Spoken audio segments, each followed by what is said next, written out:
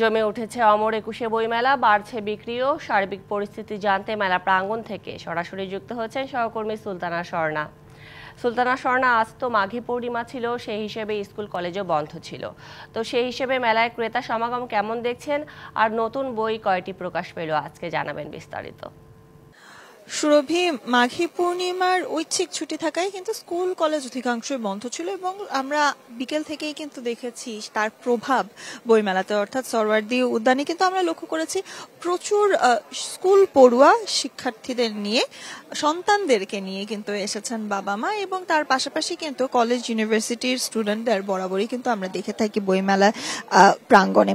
তবে সেক্ষেত্রে আসলে যুক্ত করতে চাই, আজ বইমেলার প্রাঙ্গণে আমরা কিন্তু নিরাপত্তা ব্যবস্থাও কিন্তু কিছুটা গত কয়েকদিনের তুলনায় ভালো দেখতে পেয়েছি, অর্থাৎ অতিরিক্ত নিরাপত্তাও কিন্তু কিছু কিছু ক্ষেত্রে বজায় রাখা হয়েছে।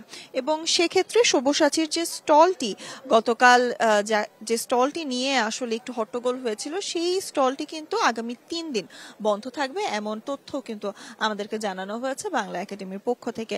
তবে সুরভি, বই মেলাতে এ ধরনের অনাকাঙ্ক্ষিত কোনো ঘটনা যেন না ঘটে, সে প্রত্যাশা যেমন লেখকদের, সেই প্রত্যাশা যেমন পাঠকদের, সেই প্রত্যাশা কিন্তু প্রকাশকদেরও। এবং তার কথা বলতে বলতে যদি বলি, বরাবরের মতো এবারও কিন্তু বইমেলাতে প্রচুর তরুণ লেখকদের বই এসেছে, প্রচুর তরুণদের গল্প এসেছে, এবং তেমনই একটি গল্প কিন্তু আমরা শুনতে চাই এবং সেক্ষেত্রে যুক্ত করতে চাই কাউসার আলম সোহেলকে। ছোট্ট করেই আসলে বইটি নিয়ে জানতে চাই। বইটির নাম হচ্ছে তারুণ্য। 1952 থেকে 2024 এই যে ছাত্র আন্দোলন হলো, সেটির উপরই হচ্ছে বইটি। আমরা দেখি যে বাংলাদেশের তরুণরা যে কোনো আন্দোলনে সবার আগে ভূমিকা রাখে।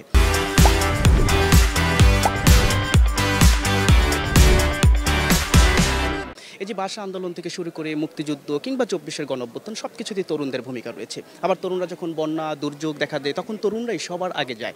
ঠিক তেমনি লাল সবুজ উন্নয়ন সংঘ নামে একটি সংগঠন আছে, টিফিনের পয়সা বাঁচিয়ে গত 13 বছর ধরে কাজ করছে, যারা বিশ্ববিদ্যালয় এবং স্কুল কলেজের শিক্ষার্থী। বিভিন্ন জিনিসই কিন্তু এখানে লেখা আছে, কর্মকাণ্ড তারা যা করেছেন এবং সবকিছুই। আরো বেশ কিছু জিনিস রয়েছে যে তরুণরা, মানে এই বইটিতে যে বিষয়টাকে গুরুত্ব দিয়েছি, তরুণরা কেন স্বপ্ন দেখবে, কেন মানবিক মানুষ হবে, এবং তারা যেন দেশকে ভালোবাসে। দেশকে যদি ভালোবাসে, দেশপ্রেমী হতে পারে, দেশপ্রেমে জাগ্রত হতে পারে, তাহলেই কিন্তু আমাদের এই বাংলাদেশে এগিয়ে যাবে। আর এই তারুণ্যের শক্তিতে আমরা যেটি বলি যে আমাদের বাংলাদেশে একটা পরিবর্তন করবে অবশ্যই, এবং সেই পরিবর্তনের গণ অভ্যুত্থানের পরবর্তী এই পরিবর্তনের সময়ে কিন্তু বারংবারই সেই পরিবর্তনের কথাই চলে আসছে।